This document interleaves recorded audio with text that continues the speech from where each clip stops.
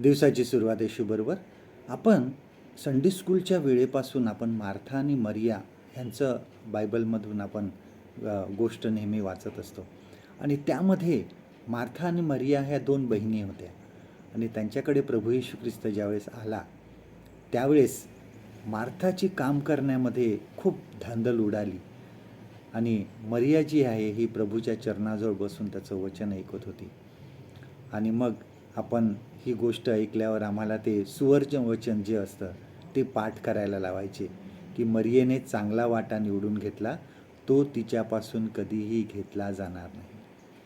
आणि प्रसिद्ध लेखक आणि देवाचे सेवक चार्ल्स स्पर्जन यांनी ह्या गोष्टीविषयी असं म्हटलं आहे की मार्थेचं जे काम करणं होतं ते वाईट नव्हतं किंवा ती ते बरोबर करत होती, परंतु तिची दृष्टी जी होती ही येशूकडून वळाली होती आणि ती फक्त कामावर तिची दृष्टी होती.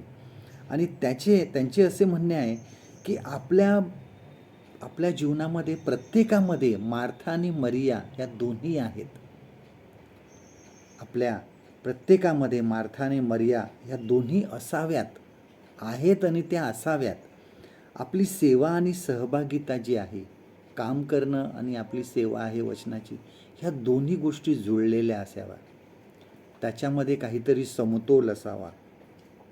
कधीकधी कामापेक्षा आपल्याला सहभागिता ही कठीण वाटते. एकत्र मिळणं आहे, देवाचं वचन आहे किंवा ह्या गोष्टी आपल्याला कधीकधी कठीण वाटतात. पण त्यांनी एका मातेचं उदाहरण दिलं. त्यांनी असं म्हटलं की ही जी माता आहे ही दिवसभर काम करत असते.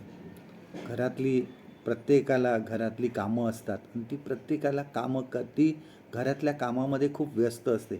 पण तिने प्रत्येक खोलीमध्ये एक कागद आणि एक पेन ठेवलेला होता वर, म्हणजे मुलांचा हात लागू नये असं तिने वर ठेवलेला असे.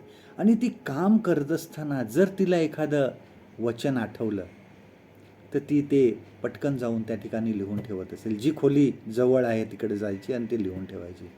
एखाद्याविषयी मनात काम करत असताना जर विचार आला तरी ह्या व्यक्तीसाठी किंवा ह्या गोष्टीसाठी प्रार्थना करणं खूप गरजेचं आहे, तर ती त्या ठिकाणी लिहून ठेवत असेल. एखादं देवाचं वचन जर मनामध्ये आलं पटकन तर ती त्या ठिकाणी लिहून ठेवत असेल. एखादी साक्ष किंवा एखादी चूक, समजा तिला असं मनात वाटलं की मी असं करायला पाहिजे होतं आणि ते तसं ती लिहून ठेवायची.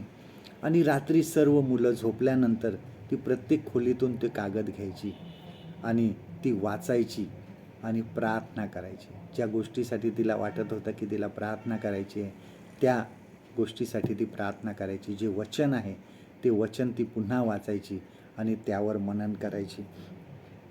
बघा, ह्या मातेमध्ये आपल्याला मार्था आणि मरिया या दोन्ही एकाच वेळेस भेटतात.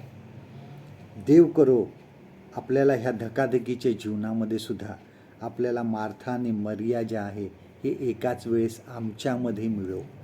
आपले जीवन आणि काम जे आहे आणि देवाचं वचन ह्यामध्ये संतुलन ठेवण्याचा प्रयत्न करा. आजचं देवाचं वचन आपल्यासाठी हे आहे लूक शुभवर्तमान ह्याचा 10वा अध्याय 41वा वचन. Gospel of look chapter 10 and वर्स 41. प्रभूने तिला उत्तर दिले, मार्थे मार्थे, तू पुष्कळ गोष्टीविषयी काळजी व दगदग करतेस. परमेश्वर करो आजचा दिवस तुमचा आशीर्वादित करो.